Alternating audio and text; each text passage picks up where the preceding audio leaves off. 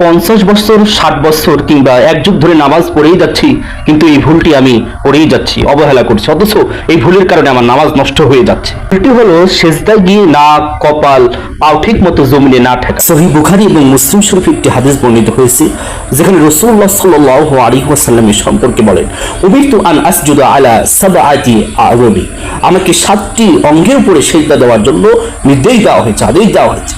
তার ভিতরে 1 নম্বরে তিনি বলেন যে আলাল জাবহাত, কপাল। শুধু কপালের কথা বলে তিনি স্থির থাকেন না, তিনি এর সঙ্গে ইশারা করে বলেন ওয়া আশারা বিয়াদিহি আলা আনফি, এবং তিনি তার সাথে নাকের দিকে ইশারা করেন। অতএব কপাল এবং নাক মিলে একটি, অতএব আমাদের কপাল নাক সিজদায় ঠেকতে হবে।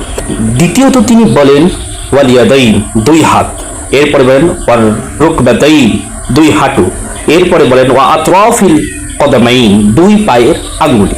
অতএব আমাদের অনেকেই দেখা যায় যে নাক ঠেকানো, নাক ঠেকানোর প্রতি অবহেলা করি বা পা উঁচা হয়ে যায়। তো এমন হলে আমাদের নামাজ নষ্ট হয়ে যায়। নাক এবং পা জমিনে ঠেকানোর প্রতি আমাদের গুরুত্ব দিতে হবে, নয়তো আমাদের নামাজ নষ্ট হয়ে যেতে পারে। কিন্তু আমি যদি অনিচ্ছাকৃতভাবে আমার যদি হয়ে যায় অল্প কিছুক্ষণ, 2-1 সেকেন্ড 3 সেকেন্ড নাক যদি উঁচু হয়ে যায়, পা যদি জমিন থেকে একটু উপরে উঠে যায়, তাহলে নামাজের কোনো সমস্যা হবে না।